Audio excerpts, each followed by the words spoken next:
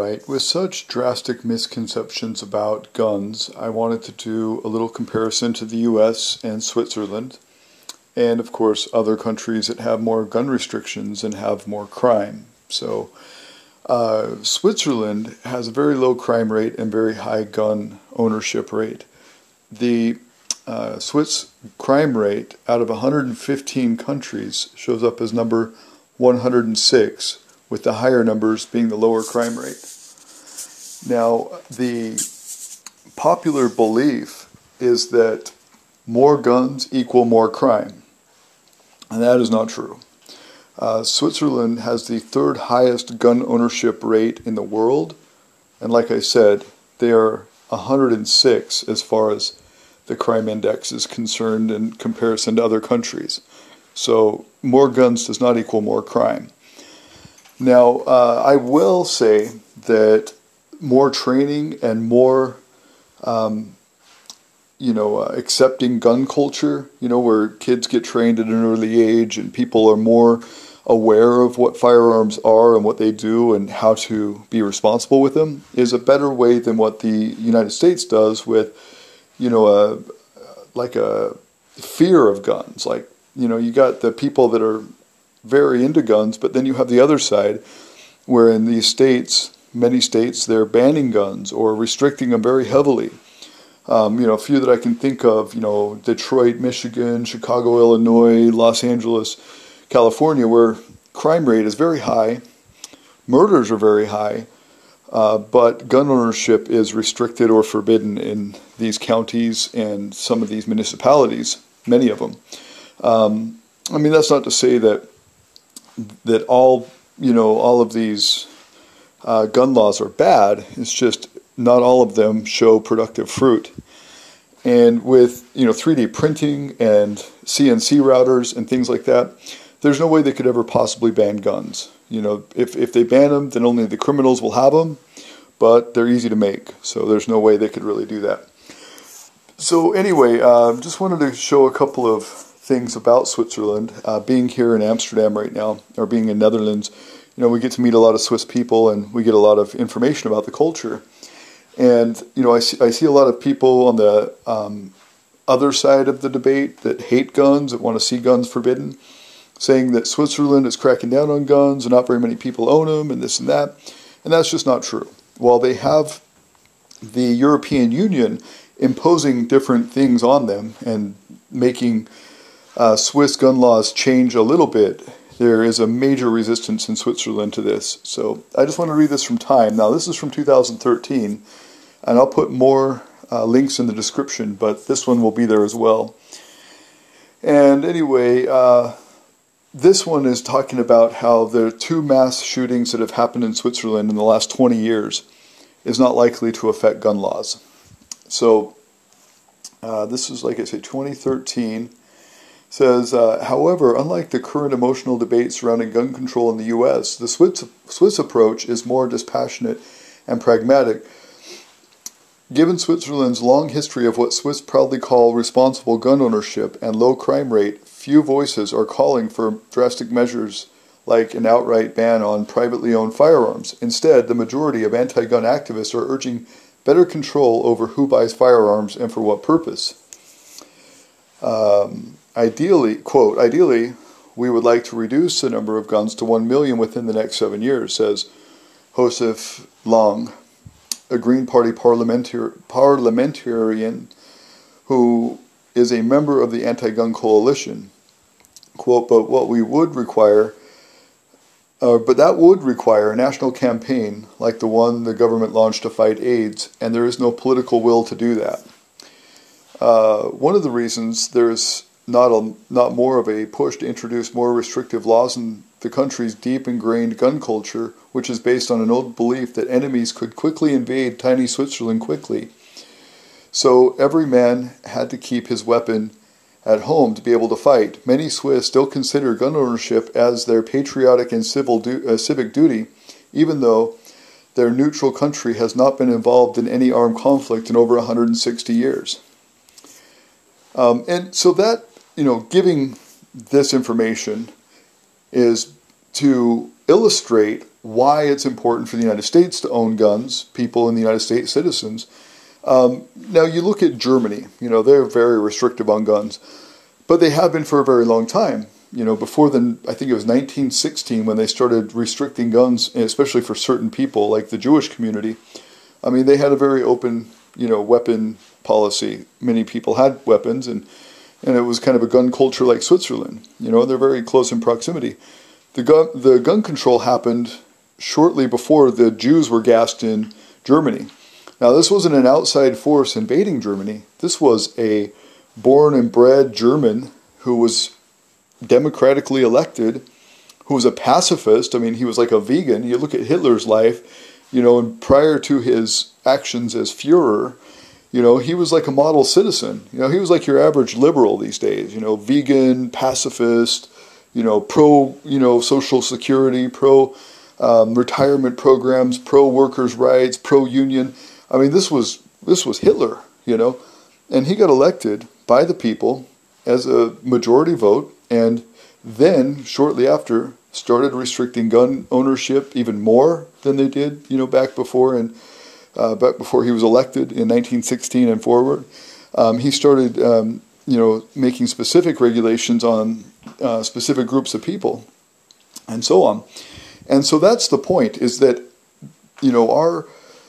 our Constitution allows us, the right to defend ourselves against enemies, both foreign and domestic. And, everybody's complaining, what about the current president? What if he, does things we don't like? What if he starts, treating people poorly? Whatever. That's the thing. You look at that. What if?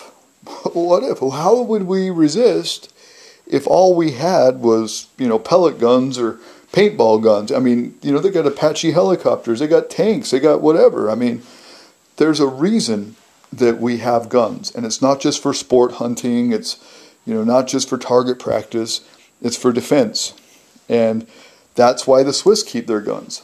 So let me see if I can pause this, and I'll show you first a couple of more articles, just briefly, and then I'll show you a little video on this. Now here's this, Europeans turn to weapons in growing numbers after attacks. And this is, more of these refugees and immigrants and, the stuff that's going on in these countries. Now I'm over here right now, I see it firsthand. It's not an unlikely story that some disgruntled,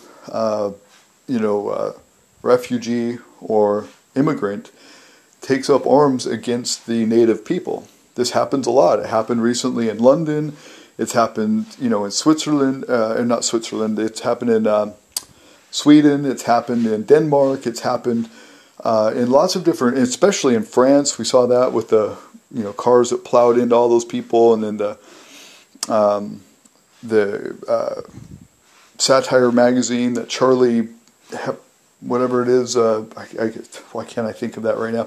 Anyway, all these different attacks. So now, European citizens are turning to guns. Europeans in a number of countries are seeking to arm themselves with guns and self-defense devices in growing numbers following a series of attacks by militants and the mentally ill. Some weapon sellers also link their increased business to the arrival of huge numbers of migrants to Europe, although a German police report stated that the vast majority do not commit crimes of any kind in the country. The picture is patchy, with no up-to-date data available at the European level, leaving national and regional authorities to release statistics that are far from comprehensive and not always comparable. Reasons also vary for civilians to own guns legally, including hunting and sport, as well as self-protection. Let's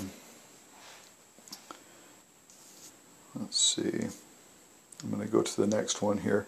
But this shows, there's a growing concern of, crime and protection against that crime, as well as, possible terrorist attacks, and the possibility that a government is going to turn sour. Lord knows.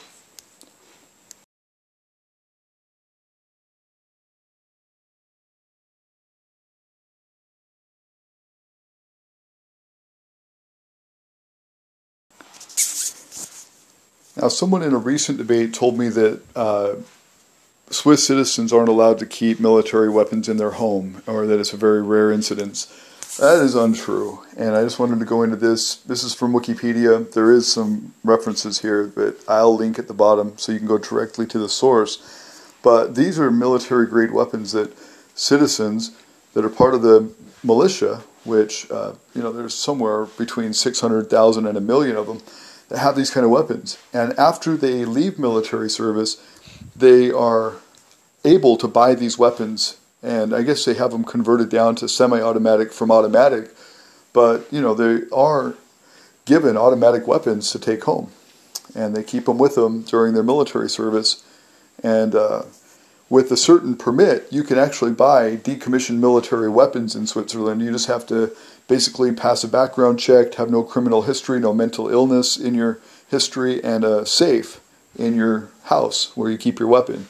So these are just a few of the weapons that they have. The SIG 550 is the most common one, and it is fully automatic when issued. Anyway, just a basic list there, and I will link that as well. And I just want to show you, the crime rates of Switzerland are extremely low.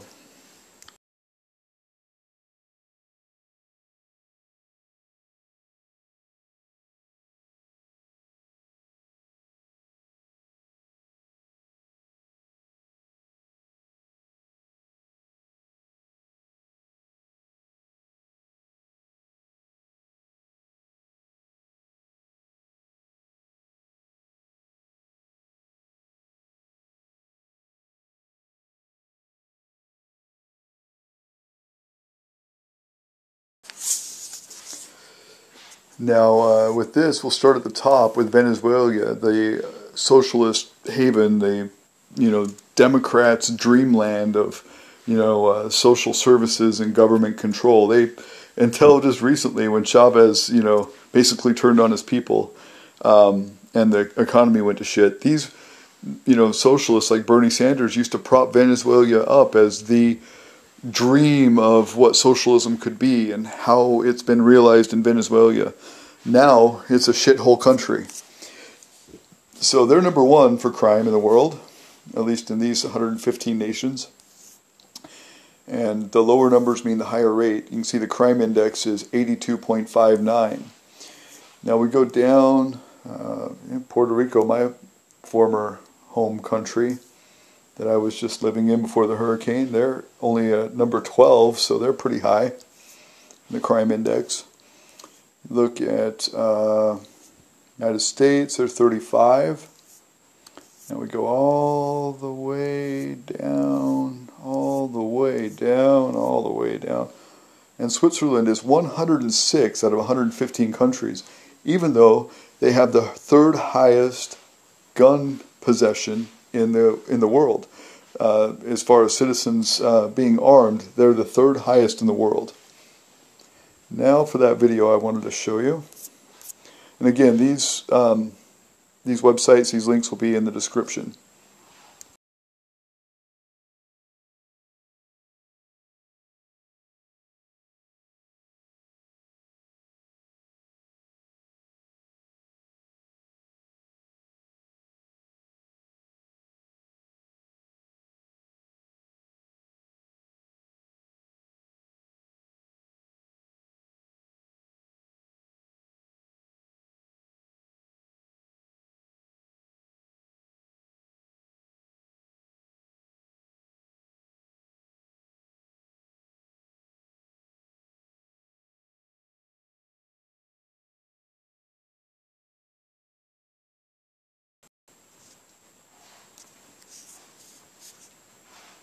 This is a SIG 550. It's designed to destroy anything standing within its 400-meter trajectory. And there are over 500,000 of them kept in Swiss homes. Guns and shooting are a strong Swiss tradition. Basic military training is mandatory for young men, and afterwards they're required to keep their weapon at home.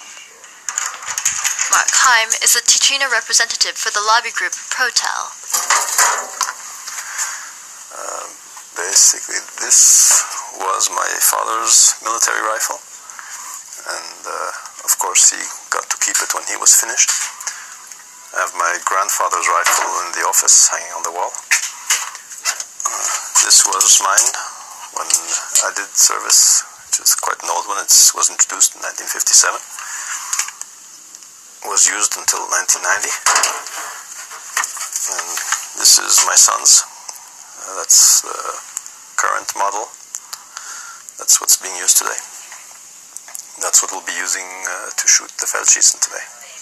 The Feldschießen, or Tiro Federale in Campania as it's known in these parts, is an annual Swiss event, and it's also the largest shooting festival in the world. Roughly 200,000 people come out to target practice all across the country. Ammunition is provided by the government. Heim goes regularly to this range, and it's often a family affair. It was organized by the government to have a very high state of readiness for the Swiss military and population. The target has always been that within 24 to 48 hours, Switzerland could mobilize a pretty large army, I mean, even by European standards.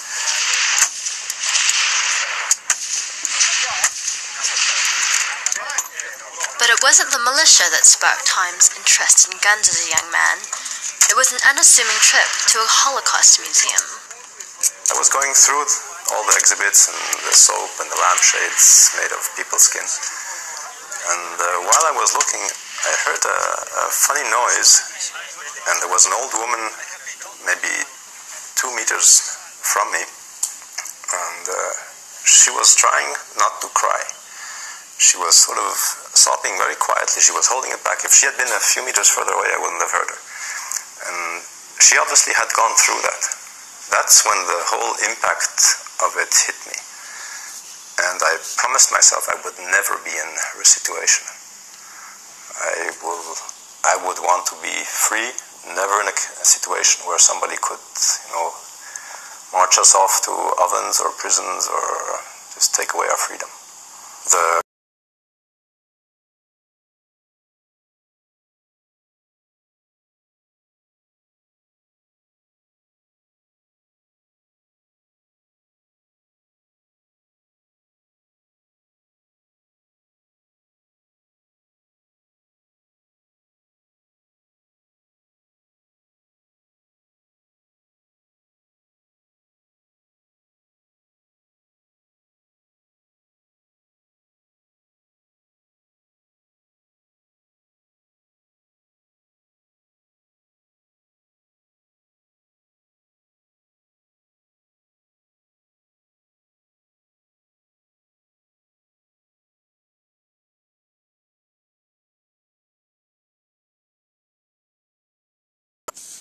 Our freedom. The key to freedom is the ability to be able to defend yourself.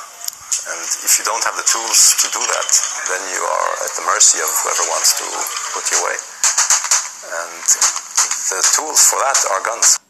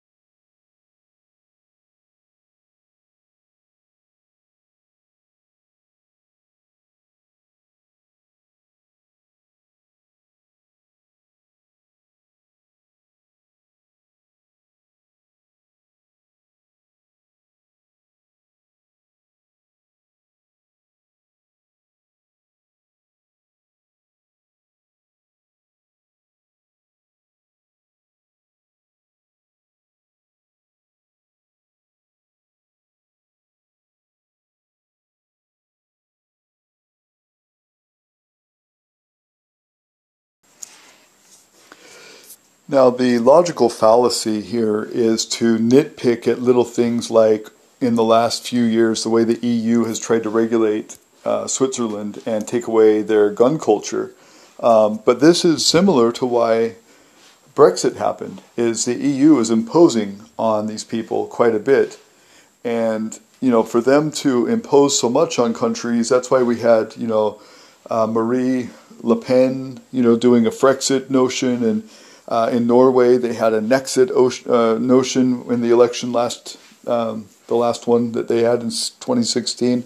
And so, you know, the EU can continue to try to impose these things, but they're going to go from 26 member states to, you know, much less soon. They'll have 25 soon, and, you know, they may have 24 and 23, so they're going to continue to deteriorate the more they impose on their member states. So using these, you know, recent changes or these recent impositions from the EU does not represent a Swiss, you know, culture or a Swiss legal system. It's a European Union system, and it doesn't seem to be working in the states that have been complying, like France and England and the rest of them. You know, it seems to be doing the opposite of working. Just like what we have in the United States, where these places that ban weapons have a higher gun rate, a higher gun crime rate, and a higher murder rate than those places like Texas or Florida or whatever that do have guns. So, you know, you look at it in a perspective of how effective the laws are, and then it becomes more clear that the laws are not going to work, especially, like I said, with 3D printers and CNC machines and, you know, just regular old homemade gunsmiths. Not going to work. Anyway, peace.